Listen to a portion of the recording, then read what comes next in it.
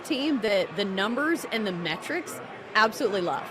They are top 10 in offense and defense. There you go. So when you are looking for a national champion, this has been the trend to follow. Has been teams who are in the top 40 offensively speaking and the top 22 in defense over the last 15 years or something. Every single national champion has had those two metrics go in their favor. So you can't have teams who are really exceptionally talented on offense that don't play any defense. Sure. And that's where it's tricky when you try to make a case for Alabama, especially, and Kentucky.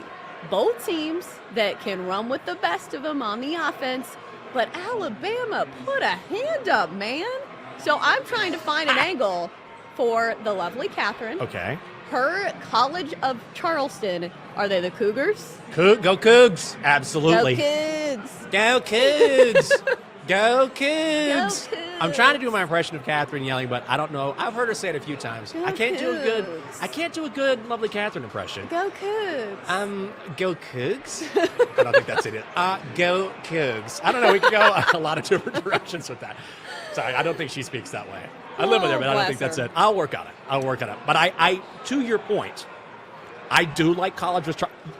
Of all the games to watch tomorrow, this will be the most fun to watch. The total in that game is set at, I believe, 173 and a half. Easily the highest total on the board. So if you just want to see a couple teams just launch it on every possession, because Bama doesn't play defense and neither does CFC. Right.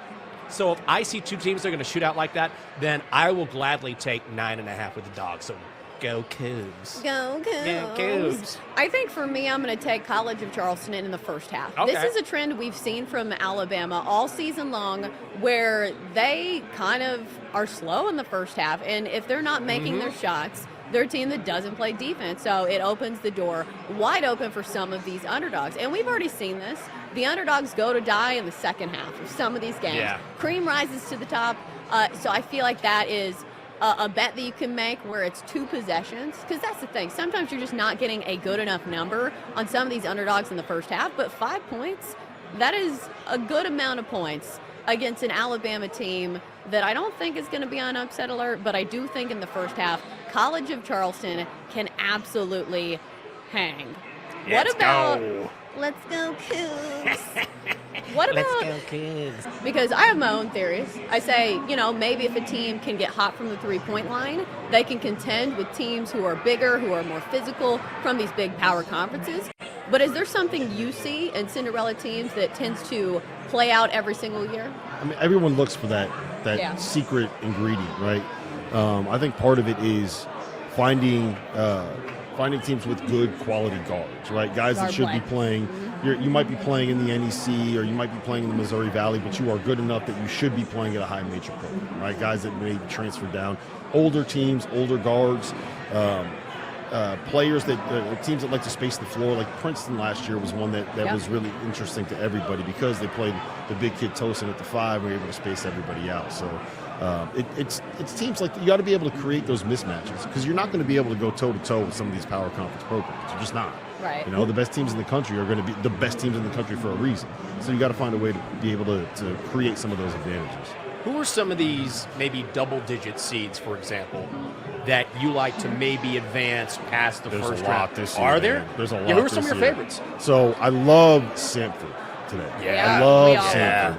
And part of the reason why is, obviously there's injuries on Kansas, right? Kevin McCullough's not playing. Hunter Dickinson he dislocated his shoulder like a week and a half ago. There's no way that dude's at 100% right Even though Bill Self's like, oh yeah, he looks great. I don't think that's the case. Well, what they'll say is that he's left-handed and he only goes to his left and he dislocated his right shoulder, so it's just not going to impact what he does anyway. But Bucky Ball, Samford, they want to get up and down the floor. Like they want to press. It's kind of like old school Havoc, Shaka Smart, VCU back in the day. Oh yeah. And so they're going to get up and down the floor. They're playing in Salt Lake City. It's going to be at elevation. And Kansas only had like 4 actual players on their team, and then they lost one of them, and one of them's playing at 75%. So that's when I love McNeese State. Like, how could you not be in on this Will Wade team? Shahadi Wells is he'll be the best player on the floor, the best guard on the floor in that game. I love him there. I love Oregon. against South Carolina. That's all in the same region, too. That's all in the Yep. Midwest. I love Oregon against South Carolina. Like they have better guards, and a foul like Dante is playing the best basketball. Like they're the more talented team. They dealt with injuries, and they had young freshmen in their backcourt. Who else? I like Yale against Auburn. I don't think they're going to win. I like them to cover. Okay. I just the way that the style that they play matches up really well. And then my favorite. I haven't even got to my favorite yet. Grand Canyon. Yeah. Against St. Mary's. I'm in full-on fade the WCC mode. Okay. For a lot of different reasons, but mostly because both of those teams, St. Mary's and Gonzaga, beefed up their resume by just beating the hell out of some of these really bad WCC teams, right? Mm-hmm. And Grand Canyon's got a kid named Tyon Grant Foster, who I think by the end He's a great story, too. Yes, by the end of this tournament, I think he's going to be the guy that explodes on everyone's radar as a potential lottery pick. Like he's 6'8". You're going to watch him. They play tomorrow, right? You're going to watch him tomorrow, and you're going to say that dude moves differently than anybody else on the floor. Like it'll take you 5 seconds to watch him play. And say, all right, yeah, he's a pro. He's an NBA player, and I think he'll go for I think he'll have 30. I think he's going to go on like a Steph Curry run. I would not be surprised to see Grand Canyon wake up in like the Elite Eight and have Tyon Grant Foster average like 30 a game to get him there. He's awesome. The questions are going to be, is the interpreter the fall guy for something else? Right. And here's the other thing with Ohtani. He has had a crystal clear reputation up until now. Try to find something wrong with Ohtani before this. You couldn't. He's good at everything. He's so respectful. He doesn't talk trash. But in the last, month, we've seen all kinds of headlines. We have this. He had a secret marriage that we didn't know about.